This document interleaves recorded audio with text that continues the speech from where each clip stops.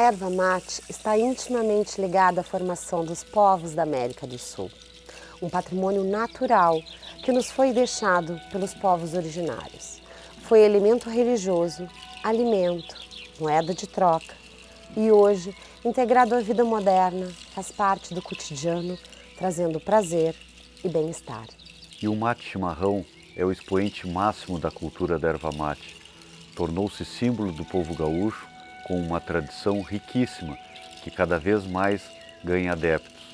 Mas essa história é muito mais antiga que se imagina, bem antes da chegada dos europeus, quando a nação Guarani ainda explorava as férteis terras banhadas por grandes rios da América Meridional, em busca, segundo suas lendas, da terra sem mal. Um povo que preservava e transmitia sua história através de mitos e lendas, algumas dando versões para a origem da erva mate. Uma delas conta que a caá, como a chamavam, foi um presente do deus Tupã aos pajés guaranis. Em outra, uma das mais belas lendas guaranis descreve quando Tupã envia a planta como um presente à Índia Yari, que solitária cuidava de seu pai, já ancião e sem energias para acompanhar o restante da tribo em constante migração. A caá teria dado energia e vitalidade que o idoso precisava e Yari pôde retornar ao convívio, tornando-se a deusa da caá. Com a chegada dos europeus à América, um novo rumo passou a ser dado à história da caá. O século XVI foi um período de grandes expedições e descobertas. Surgiu o chá do Oriente, o café da África e na América, além dos cobiçados metais nobres, alimentos como a batata, milho e outros atraíam o interesse dos europeus, ávidos por riquezas e especiarias do Novo Mundo.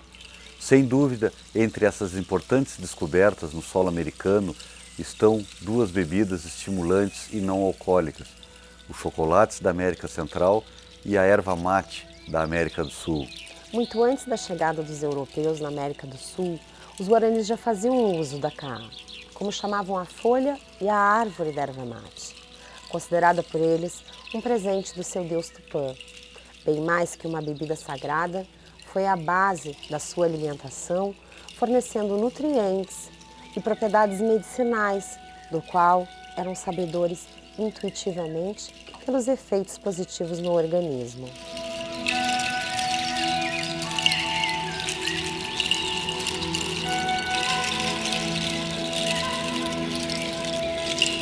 Há registros que em 1554, em uma expedição às terras do Guairá, atual estado do Paraná, houve os primeiros contatos dos conquistadores espanhóis com a erva mate.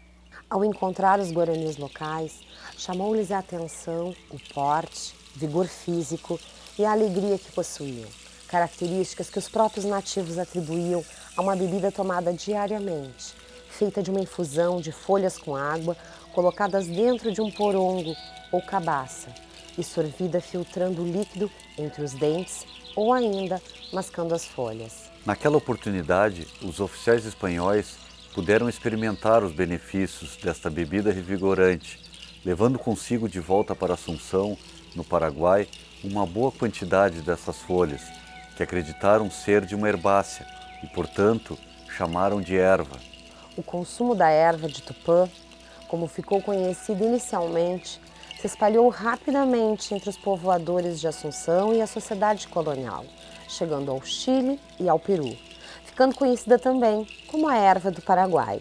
Em decorrência desse crescente consumo, os índios que conheciam a localização dos distantes ervais e detinham o conhecimento do preparo, acabaram sendo escravizados pelos encomendeiros espanhóis que detinham o poder na região e que lucravam com o comércio desenfreado da erva. Descontentes com a situação e atendendo às solicitações dos padres jesuítas que combatiam o consumo, alegando se tratar de uma bebida pagã e um vício abominável, o governante do vice-reinado proíbe o consumo da erva mate, que chegou a ser chamada de erva do diabo.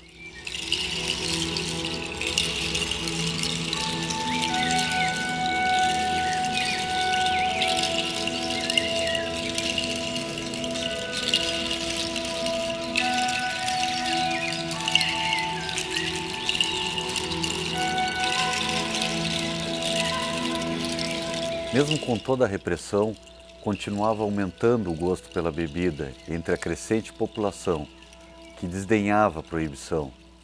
E com o tempo, até mesmo os jesuítas, que se empenharam pela proibição da erva, acabaram não somente aceitando o consumo, mas passando a deter o monopólio da produção de erva, que por fim passa a ser chamada de erva mate.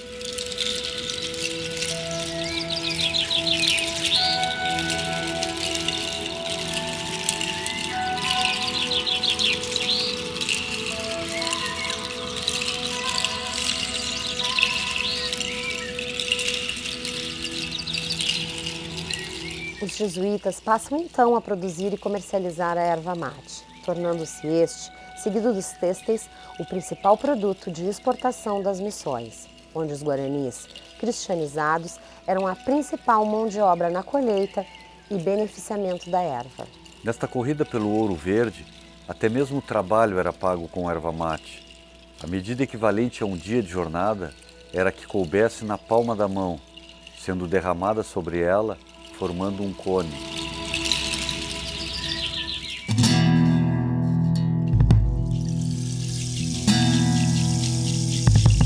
Para otimizar a produção, os jesuítas decidiram plantar erva mate próximo das reduções, já que os ervais estavam muito distantes. Porém, passaram-se décadas até que descobrissem como quebrar a dormência da semente, fazendo-a germinar, o que é feito naturalmente na natureza, após a semente ser ingerida e passar pelo trato intestinal de uma ave. Os métodos de beneficiamento da erva mate, desenvolvidos pelos indígenas, foram incorporados pelos colonizadores e, sobretudo, pelos jesuítas, que passaram a produzir a erva mate em grande escala e com fins comerciais.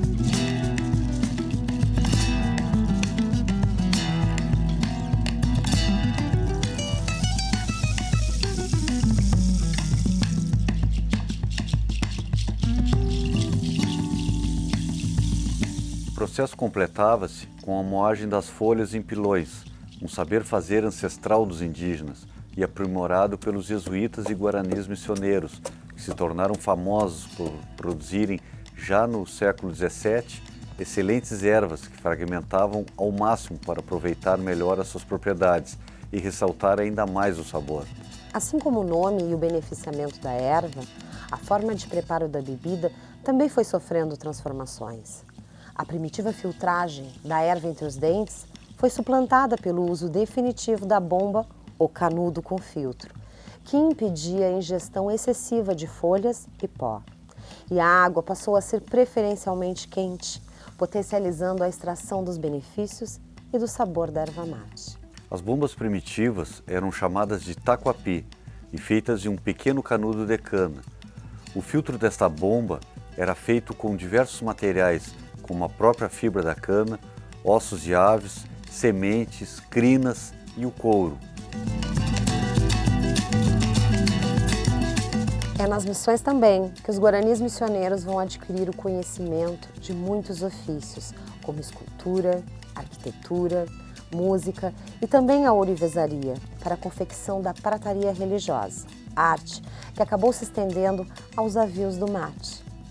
Neste período, a prata extraída das minas de Potosí, no Alto Peru, eram usadas como pagamento da erva fornecida pelos missioneiros ao Peru. Assim, as cuias de porongo ganharam adornos em prata e por vezes eram inteiramente feitas com o metal. As bombas de cana, da mesma forma, passaram a ser feitas em prata, seguindo sempre os estilos barroco e colonial vigentes na época, vindo a dar origem à prataria crioula, que se popularizou pelo Rio Grande do Sul e países do Prata. A fama da bebida se tornou conhecida também na Europa. Em 1775, é enviado à corte portuguesa um surrão de couro cheio de erva mate, com instruções para o preparo da bebida e acompanhado de utensílios como a cuia e a bomba.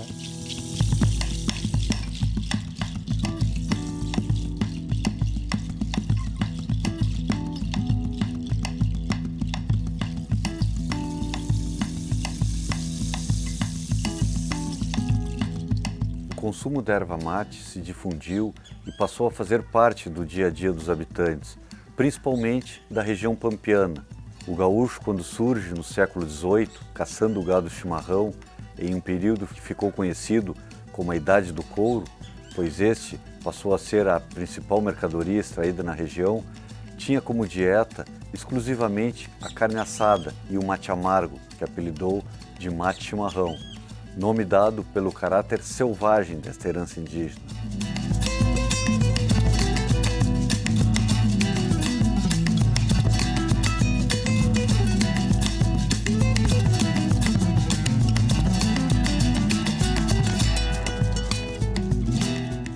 O mate chimarrão, além de ajudar o gaúcho a digerir a carne consumida, lhe dava a energia necessária para percorrer longas jornadas sob o lombo do cavalo.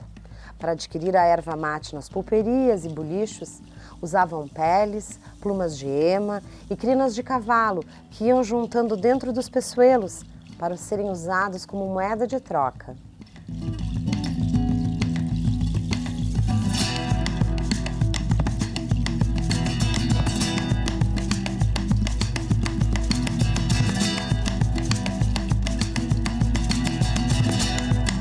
Cuia, o mate, como o gaúcho chama o recipiente, poderia ser de diferentes tipos e materiais.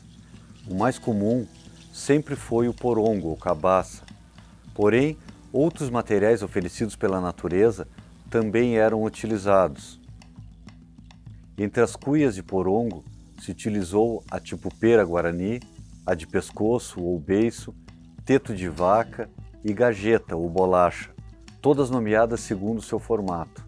Também se usou cuias de cana taquaruçu, madeiras aromáticas e com propriedades medicinais, cerâmica e osso. As cuias de chifre eram as preferidas dos tropeiros, que as levavam atadas nos arreios. Mas sem dúvida, a cuia mais representativa do gaúcho da época das couriadas é a cuia saco de touro, feita de um porongo forrado com a pele do saco escrotal de um touro. Independente da estética, o forro tinha a função de evitar que a cuia se quebrasse.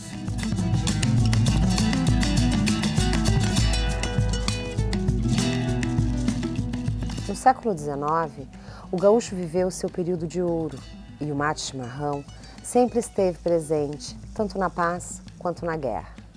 Em cada rancho, estância, galpão, comboio de carretas, comitiva de tropas, quartéis, acampamentos de guerra e até mesmo nos peçoelos do gaúcho mais andarengo sempre havia uma cuia, bomba e uma petaca de erva para o mate diário.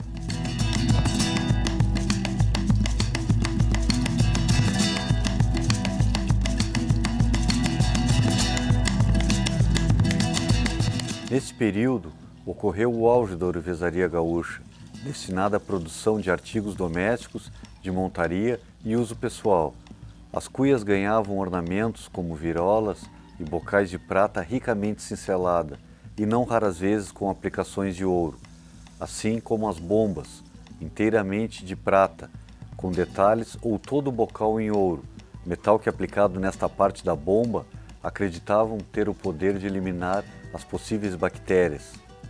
Um curioso modelo de cuia que se notabilizou neste período foi o mate com asa, ou como era chamado na região de fronteira, mate seloso. Um formato de cuia que possui uma asa natural, que além de facilitar para segurar, segundo a tradição, era para evitar o contato físico das mãos entre as pessoas ao alcançar e receber o mate, que geralmente era servido por uma das mulheres da casa. E com este tipo de mate com asa, evitava-se que a mulher tivesse a mão tocada por quem recebia, que poderia ser a visita ou um estranho estivesse de passagem. Daí o nome seloso, que traduzindo do espanhol significa ciumento. No caso, uma alusão ao pai ou marido, dono da casa. Alguns porongos sofriam a interferência do homem na sua fase de crescimento, através de amarrações específicas com um tento ou tira de couro, deixando-os com formatos de trevo ou exóticos lobulados, próprios para receberem a prataria e se tornarem únicos.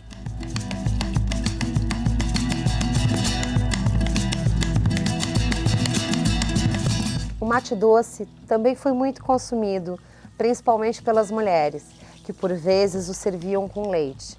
E para tanto usavam requintadas cuias de porcelana, com estilo isabelino, fabricadas na Europa especialmente para as gaúchas. As bombas desses conjuntos eram igualmente luxuosas. Herveiras e açucareiros inteiramente ou com aplicações de prata completavam os avios de mate.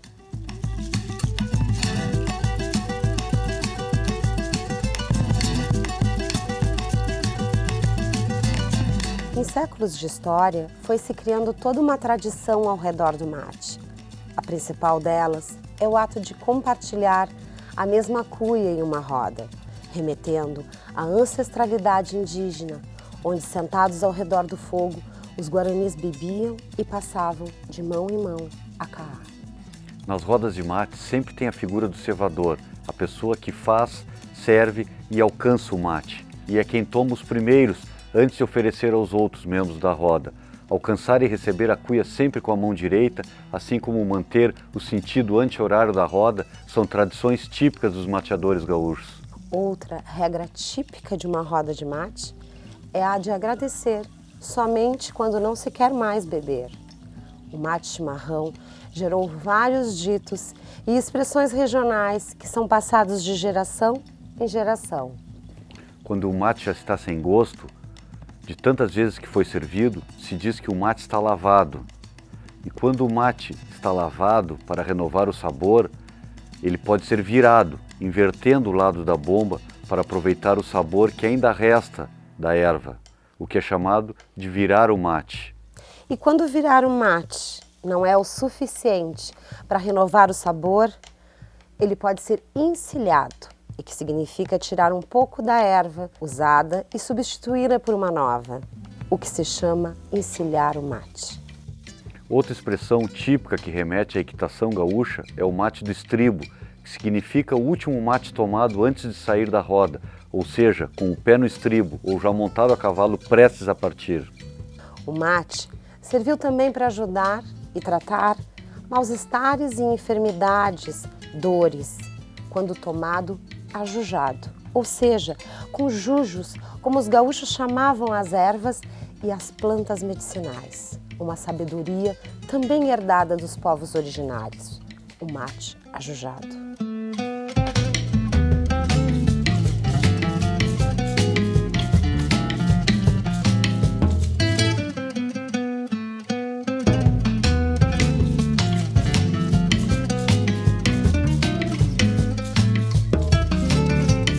Buscando criar um local voltado ao culto do mate, foi criada a Materia Capitão Rodrigo, onde o visitante mergulha em uma experiência regada com erva mate, conhecendo a história através de um rico acervo histórico e tendo acesso a produtos e avios exclusivos. Um local aberto ao público diariamente e que funciona como uma escola do mate o ano inteiro, proporcionando o acesso e a difusão de bebidas à base de erva mate e principalmente do mate chimarrão.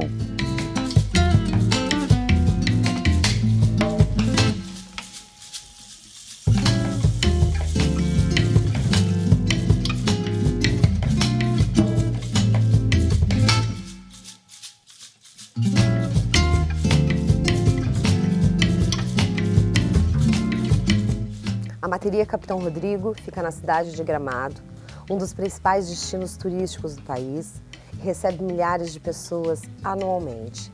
E segue a tradição guarani de compartilhar esta bebida abençoada com os visitantes.